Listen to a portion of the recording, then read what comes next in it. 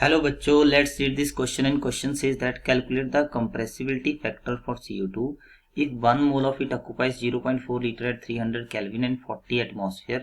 Comment on the result. First option is 0.40 CO2 is more compressible than ideal gas.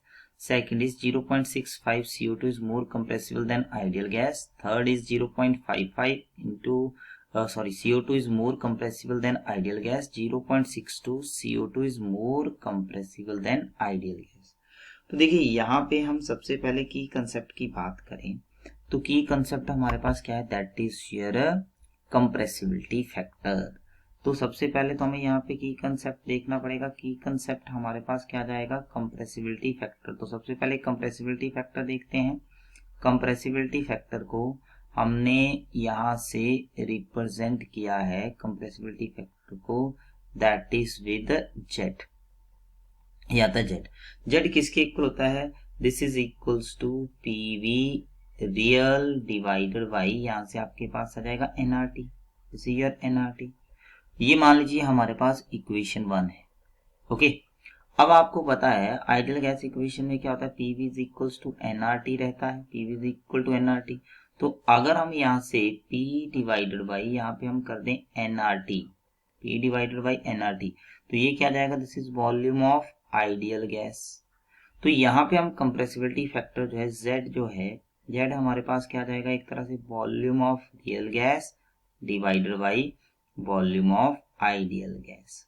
तो हमें ये समझना पड़ेगा कि रियल और आइडियल गैस का वॉल्यूम क्या है। देखिए, जब हम ये मानते हैं कि हमारे पास गैस के मॉलिक्यूल में, मान लीजिए ये हमारे पास गैस के मॉलिक्यूल है, इसमें कोई भी फोर्सेस ऑफ अट्रैक्शन नहीं है, कोई भी फोर्सेस ऑफ अट्रैक्शन नहीं है, ठीक है।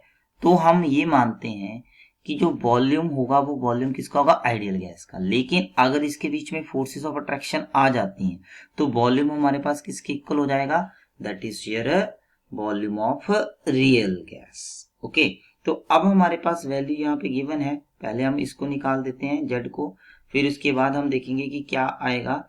देखिए यहाँ पे अगर हम देखें तो हमारे पास जो प्रेशर है, प्रेशर आपके पास कितना है, दैट इज 40 एटमॉस्फेरिक दिया हुआ है, ठीक है। टेम्परेचर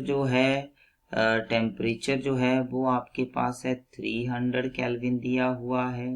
ओके, और अगर हम बात करें, हमारे पास वॉल्यूम दिया हुआ है 0 पॉइंट, यहाँ पे आपके पास आ जाएगा that is your 4 litre, 0.4 litre आपके पास वॉल्यूम दिया हुआ है।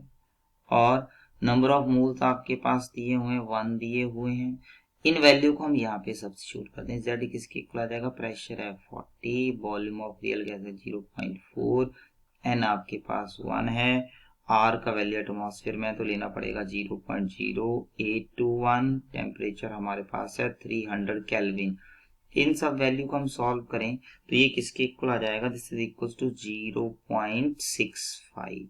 0.65 जो वो लेस देन 1 है, इसका मतलब जेड लेस देन 1 हो गया, तो इसका मतलब वॉल्यूम ऑफ रियल गैस जो है ये क्या हो जाएगा, लेस देन होगा वॉल्यूम ऑफ आइडियल गैस।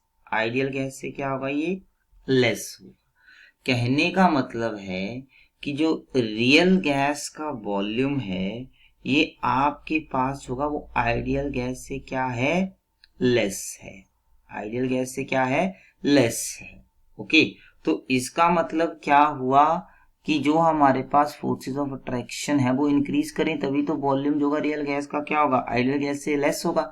इसका मतलब गैस क्या होगा, गैस इज मोर कंप्रेसिबल। तो इसका मतलब फाइनल आंसर बनेगा ऑप्शन बी। ऑप्शन बी में क्या बनेगा, ऑप्शन बी में आपके पास बन जाएगा 0.65 and CO2 is more compressible than ideal gas. I hope you understand it well. Best of luck.